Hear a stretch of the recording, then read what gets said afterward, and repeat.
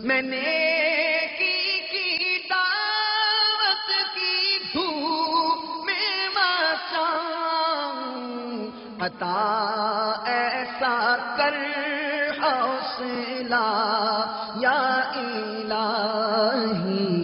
آج کل قرض کے نام پر لوگوں کے ہزاروں بلکہ لاکھوں روپے ہڑپ کر لیے جاتے ہیں۔ ابھی تو یہ سب آسان لگ رہا ہوگا، لیکن قیامت میں بہت مہنگا پڑ جائے گا۔ اے لوگوں کا قرضہ دبا لینے والوں، پیسوں کے لیے خواہ دھکے کھلانے والوں، ٹال مٹول کرنے والوں، قرضہ لے کر بھلا دینے والوں، کان کھول کر سنو۔ میرے آقا اعلی حضرت امام اہل سنت مولانا امام محمد رضا خان علیہ رحمت الرحمان نقل کرتے ہیں، جو دنیا میں کسی کے تقریباً 3 پیسے دین یعنی قرض دبا لے گا، بروز قیامت اس کے بدلے 700 باجماعت نمازیں دینی پڑ جائیں گی۔ یعنی صرف 3 پیسوں کے بدلے 700، وہ بھی باجماعت، تقریباً 3 پیسے۔ تو یہاں تو 700 اور باجماعت نمازیں ظاہر وہ دینی پڑ جائیں گی جو مقبول بھی ہوئی ہوں۔ تو اپنے کو تو نماز پڑھنا اول تو نصیب کتنا ہوتا ہے، اور جو پڑھتے ہیں ان کو نماز پڑھنا کتنا آتا ہے، یہ ہر ایک اپنے اوپر غور کر لے۔ تو آخرت کا حساب جو یہ بڑا مہنگا پڑے گا۔ حضرت سیدنا امام محمد بن محمد غزالی علیہ رحمت اللہ والی کیمیائے سعادت میں نقل کرتے ہیں، جو شخص قرض لیتا ہے اور یہ نیت کرتا ہے کہ میں اچھی طرح ادا کر دوں گا، تو اللہ رب عزت عز و جل اس کی حفاظت کے لیے اس پر چند فرشتے مقرر فرما دیتا ہے، اور وہ دعا کرتے ہیں کہ اس کا قرض ادا ہو جائے۔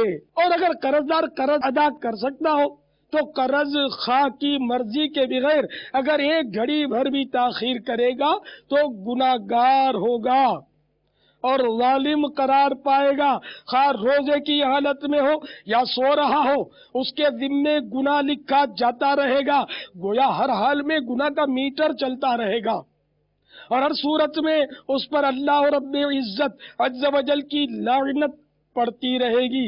یہ گناہ تو ایسا ہے کہ نیند کی حالت میں بھی اس کے ساتھ رہتا ہے۔ اگر اپنا سامان بیچ کر قرض ادا کر سکتا ہے تب بھی کرنا پڑے گا، اگر ایسا نہیں کرے گا تو گناہگار ہے۔ اگر قرض کے بدلے ایسی چیز دے جو قرض خواہ کو ناپسند ہو تب بھی دینے والا گناہگار ہوگا، اور جب تک اسے راضی نہیں کرے گا اس ظلم کے جرم سے نجات نہیں پائے گا، کیونکہ اس کا یہ فعل کبیرہ گناہوں میں سے ہے، مگر لوگ اسے معمولی خیال کرتے ہیں۔